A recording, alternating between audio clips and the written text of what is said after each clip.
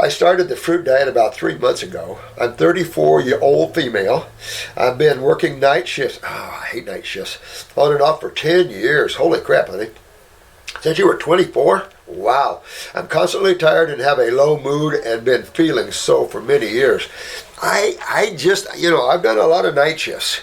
And I've done a lot of, most of you nurses know that hospitals tend to understaff.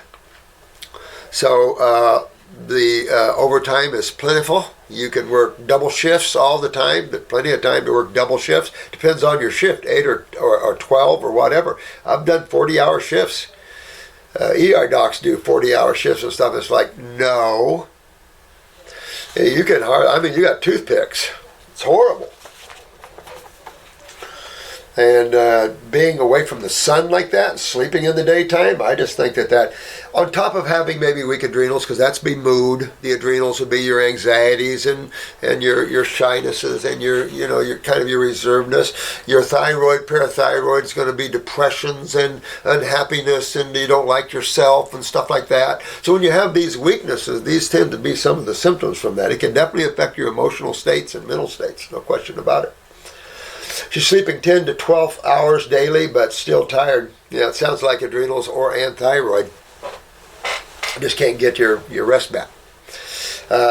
Check your blood pressures, and see what they are, and take a look at your eyes, see where your adrenals are. But I'm sure you're dealing with it. Been over emotional for all my life. Adrenals. That's your fatigue. That's your weight. A lot of people blame the thyroid for weight, and it's like the adrenals are worse. That's sugar metabolism. You don't metabolize sugars. What the sugars converted into? Glycogen. Fat. Been over, had some bad depressions as well. All right, so now we're into adrenal glands.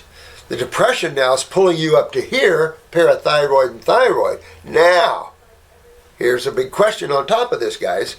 Is this lady short or tall? Or just perfect, who knows? But if she's short or tall, that would pull your attention up to her pituitary, shutting down or affecting the thyroid, parathyroid, and then down to the adrenals. Now, you can have the thyroid and parathyroid weak, absolutely, genetically, and have the pituitary down genetically. Absolutely, you can. Any mix is up for grabs. That would be the worst case scenario, because that would mean your endos individually would be weak, and then the pituitary, which controls them, would be sitting down on them and suppressing their function or hyperstimulating their function, either one.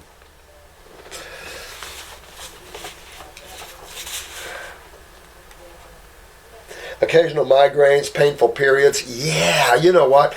I'm up at the thyroid, parathyroid gland here, pituitary gland here, absolutely, with all this, burping after all foods, even after just water. So yeah, you want to take a look at that. I would be interested in looking at pancreatic, probably over gallbladder, but get a picture of your eye. That's, this is where you really get to see what's really up. Are we talking about pancreas, gallbladder? Do you have high level sulfur in the gut? That sulfur can create a lot of burping and belching and gas and bloating, and then of course extreme fungal problems. So, and a lot of people are full of fungus. So this is the beauty of iridology. You can see your own body and others, and you can see what's wrong with the colon. Oh, I've had a pain down here for years. Well, that's your lower descending bowel, and look, right there's the spot you're having pain with. That's the beauty of it. But if you didn't have anything to diagnose yourself with anything, can you still fix yourself? Well, of course. You don't have to have a name on anything. You just get yourself on raw foods, get yourself on herbs, because we're not after diseases. That's insanity. That's the biggest shame the medical doctors have ever created. So it's not about that. So everything literally can be turned around if you turn around your lifestyle. Remember, who starts this out for you? Mom and Dad, and Mom in particular. Why? Lymphatics. Your lymph system and blood systems are hooked right to her. So if she's not filtering lymphatically, guess who ain't either? That explains why you see tumors in infants. It helps you to understand why you see what you see. out there. In the medical thinking, you don't understand any of it. And that's too bad, because not understanding at the level that children are at right now, and tumors in the eyes and brains and everything, not a good combination, because they don't know anything but to go after it with chemo. They're steadfast in the ignorant side, academically up there, but remember, sometimes that brings a world of ignorance. And so this is a sad combination. This is why it is so vital that we get out there and we establish ourselves as a vital modality and start saving these children and show the world just what health is all about. And you guys are doing it. Frequent urination. Okay, so, here we go. Now, whenever someone's giving us all their symptoms, you can always go to the kidneys and adrenals. Always. Why? Because they are the main. Now we can go to the skin too, and if your thyroid is down, your skin is down. If your adrenals are down, your kidneys are down. Well, when your skin and kidneys are down, they're the eliminative organs of metabolitic or cellular waste, which are acids. So, the retention of acids creates what? Acidosis. And so what's the body's response to acidosis? Inflammation.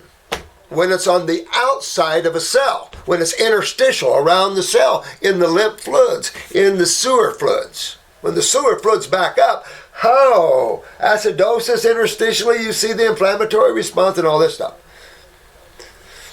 Get acids in a cell that can't get out, and then you know what happens with that. They call that a cancer cell. But frequent urination would take me right down. She has low libido, so I emit the glands. You have low endocrine gland function. That's why you have low libido. The kidneys are down, frequent urination, both progesterone and estrogen much lower than a norm. So you're going to where for that one? That's your answer right there. You go to the adrenals. That's your estrogen. That's going to be more systemic estrogen. Ovarian estrogen, I've always said this, is uterine estrogen, not systemic estrogen. In your adrenal, fat cell, and liver estrogens are for your systemic issues. And so this all kind of fits in there, honey, because you're low energy, you're tired all the time, you can't seem to rest and get that back. And I submit to you, you've got at least two things hitting both of those, particularly the adrenals, number one, thyroid, number two. But then there's parathyroid here involved, and I'm just telling you, with so much endos involved, I got to pull myself up and say, is that pituitary? Are you okay up there?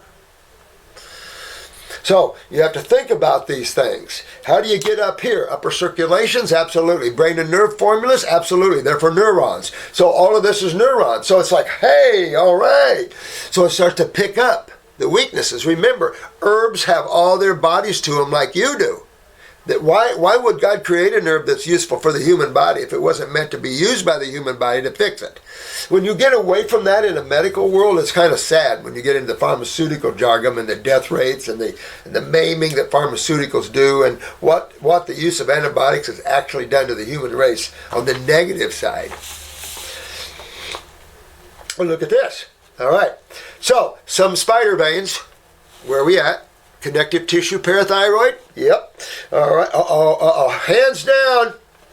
Bruises easy. Petechia. Heck yeah, honey. You got parathyroid. Oh, yeah. No. You want to stop this? She's got cellulite, she says, and blemishes. Bruises easy. Nah, you don't want that. That's the next door to aneurysms, and that's connective tissue, so that can be herniations and aneurysms and all the stuff you don't want to hear about. So, and that's depression and things. So you want to tone and tighten, but you want to go through that parathyroid. All your endos sound like they're down. I'm going to say that you're probably going to work on your pituitary here.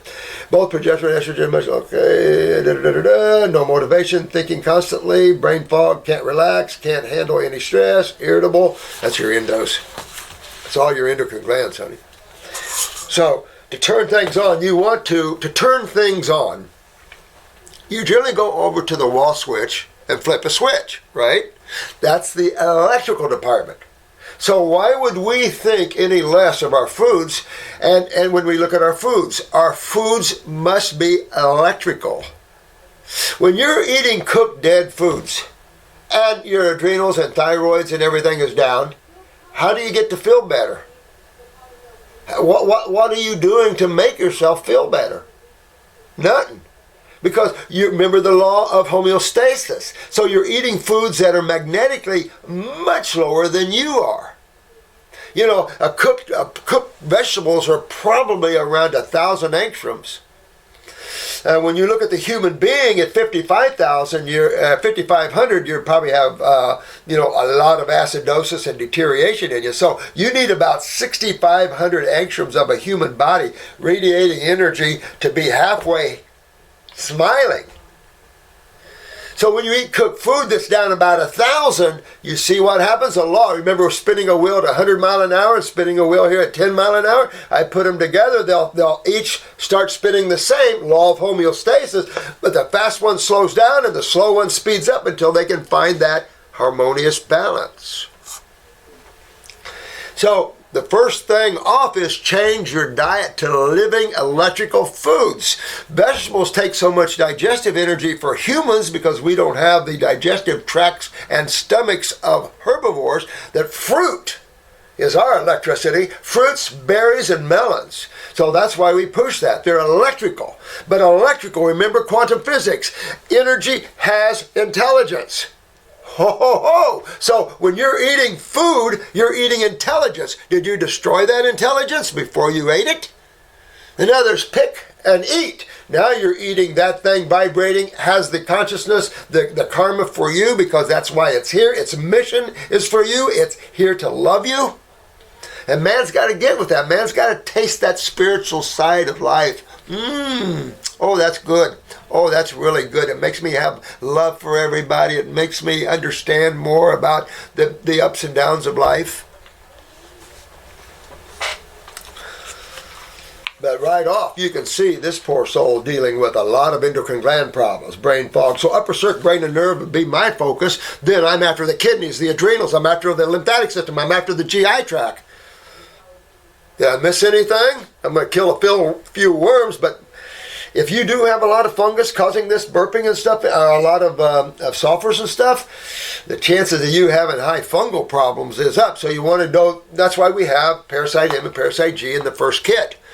It really wouldn't hurt to do that first kit twice, because if you see anything that looks like a parasite, you want to go back to Parasite G and do like 4 capsules 3 or 4 times a day. You want to go after that. What was her name? I always can't remember her name. She died not too many years ago. Not Hilda Clark, but Hannah Kroger. And she had, I think I took 20 wormwood capsules at a time with her program.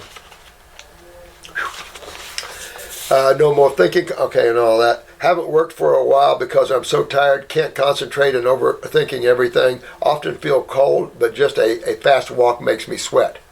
Interesting. Your endos are down, honey. Your endocrine glands. So you want to hook yourself up to the living. So get yourself on a living food diet. Let's see. My blood pressure was around 110/75 for a long time and changed to constant 120/80 just a week ago. Heart rate 62. I'm adding iris pictures just in case it will help. Oh, this is good. All right, so blood pressure, that's one arm. Do both arms. All right, so what are we doing when we're checking your blood pressure? Most nurses don't even know that. What are you doing when you're checking your blood pressure? What are you looking at? So the upper blood pressure number, systolic, cardiac punch, that's neurotransmitter production out of the adrenals. You're at 110. That's low. You need 120. Well, you're 120, but the bottom's 80. And the bottom is your kidneys. Your kidneys need to be 60. So when your pressure in your kidneys is going up, so is your adrenal pressure. So that 110, so if I went and say, okay, 80 is 20 points too high. Medical doctors love this blood pressure for years. 80 is way too high. So when you move that down to 60, you fix your kidneys, what's going to happen to that 120, do you think? Yeah.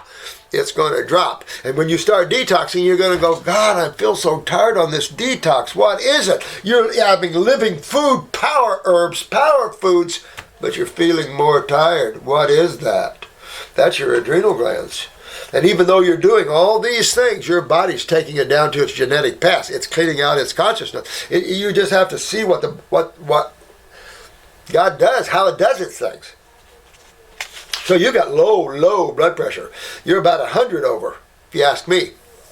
or maybe in the upper 90s. That is snoozeville. Snoozeville. What could I do to be full of energy and have a bright thinking? How could I improve my genes and intuition? I'm Libra. Being unable to choose or decide is draining me and often gives me headaches. Well, you might have a Libran influence. But my dear one, you're a powerful being come out of the heart of God. So where's your power? You don't want to give it to the Libran. That's only the influences of magnetics on your bodies. Your consciousness is who you are. Reclaim that. How can people reclaim their health by working nights? Good question. Take a lot of fruit. Eat fruit in the day, eat fruit at night. That's your meals through the night. That's the only thing I would eat at night, would be fruit. Absolutely. That'd be the only way. Then go after your endocrine glands. You know, I would use the herbs, glandulars. These are the two things we go after. Get yourself on a program here because you got some endos down here. Also, I understood you prefer not to use pituitary glandular anymore. Could I please ask why? I'm not opposed to it, especially if you saw a real chronic pituitary in the eye.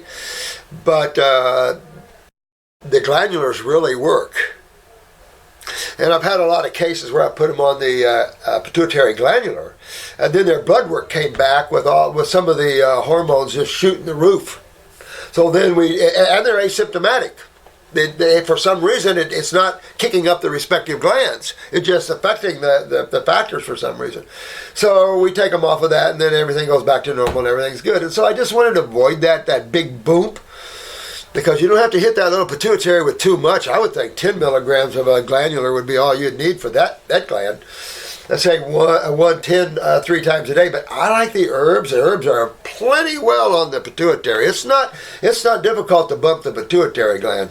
Now the parathyroids, I'm going to use the glandulars, absolutely, because I don't know the herbs that affect, and that's skeletal, connective tissue, happiness, depression, fingernails, spider veins, bruising. Can I please ask your thoughts on how to address a birth trauma when I'm already an adult? Well, there was a book called Primal Scream. It's about 50 years ago, I think. That book came out. Woo-wee. That was a book. Well, all I can say, dear one, start working on your spiritual side. And working on your spiritual side, and I know you're busy with constantly thinking, and that's what you have to work on, is pulling back and becoming the observer. Try to shift your attention from your looking at your thoughts to just looking without thought. Develop that. Work on that. Just like you're developing a muscle. And work on your ability to be in the present moment, which is a position of observation, not a position of thought.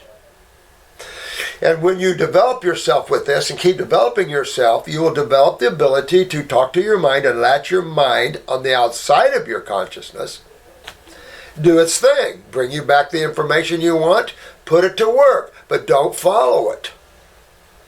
Don't need to follow it. And following it is using your attention. Your attention is how you move yourself. How you look, where you look, your attention. Whether you're in meditate, don't matter which world you're looking in. Your attention is you. That's everything. That's how you move yourself around. And you're always daydreaming. People always daydreaming, moving their attention from one thing to another thing. If you wanted to bite on truth at its highest levels, then you've got to detach yourself from creation, which is duality, because that is the many, or the dualistic, where you're talking about God the One. So you must pull away from thought and the activity of days of our lives and get into observation. And after observation, there's a point in observation where you don't have to really look at something. You can observe the energy of things, and you don't have to get too lost in your attention. So what I'm getting at is, as you pull into these levels, all this emotional crap, all this karma that you've had, it's still registered in the Akashic records. But you don't have to play the game and identify with it. You've now developed your higher awareness, and the lower awarenesses of the emotions and the mind you have control over. And if there's any obstruction in that effect or that birthing, that'll come out as a healing crisis, guaranteed. So it's like rebirthing or the primal scream. I think the youngin' people have some therapies to go back and release some of that. The youngin' people, Carl Jung. I was born as a blue baby with a cord around my neck and then separated from mom for a week. Emotionally, I often feel empty and abandoned for no reason. Well, that's why I submit to you to turn to your spiritual side, because at your age, you don't need your mother or your daddy or anybody here physically. What you need is yourself. Because you're the one surviving the journey. They just made a body for you. So you want to get to that which you constantly have and you can't get rid of. And that's yourself. You can't get rid of yourself even if you killed your bodies. That won't do it. You can't kill consciousness or awareness. How can I enjoy life more? Been several years when nothing feels exciting. You go after your glands, you go after yourself, you start loving yourself, you spend time alone with yourself, and you start going, I'm okay, you're okay. That sort of thing. And at the same time, you now have a bigger purpose, because now you're absorbing, when you release your attention on things, now you're absorbing into the all of things. Now your emotions become strong. You become strong, because that's the power. That's who is powering your world, is you. Your attention is your power. If you don't like something in your world, quit giving it power. Anything you put your attention on, you're giving it power. Not smart. I've been taking lots of herbal formulas for about 3 months. GI broom, kidney and bladder, good deal. Lymphatic, endocrine, adrenals, good deal. Brain and upper circuit, you got it right on then. Bone marrow, interesting. Licorice, stop licorice now. Blood pressure going up. Glandulars for 1 month. Kidney, you're doing good. Could you please advise me if it's too many? I think you're doing beautiful. Lots of love and hugs. Hold on.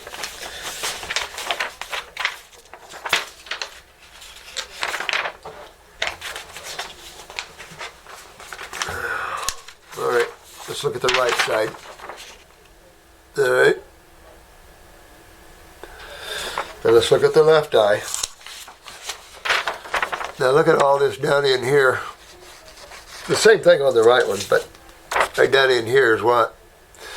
Kidneys. Now look at this other thing. Now, remember, what's white? What's all this white in a blue eye?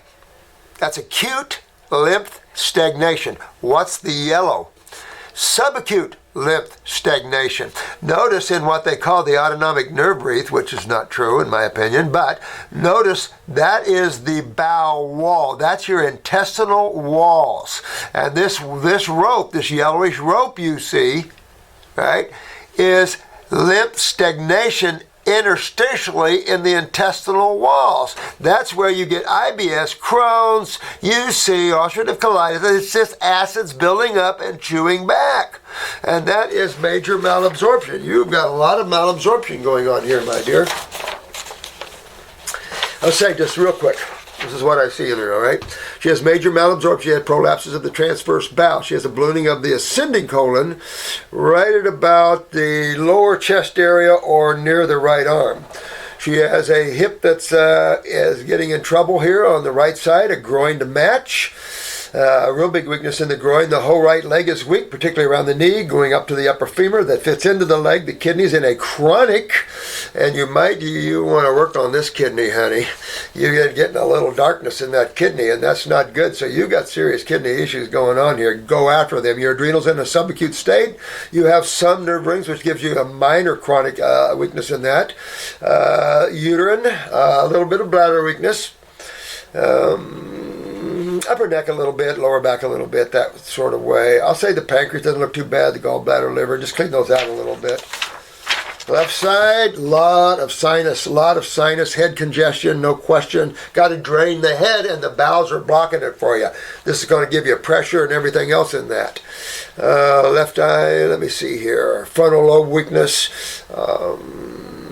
Okay, so here, left chest wall, left breast. Be careful. Left breast not looking good here. Left chest wall, very weak. Also affecting the spleen, I think. Left hip could have, you've got a little groin on both sides. A lot of groin both sides, but here's a hip starting to go for you. It's a little bit of a chronic hip genetically.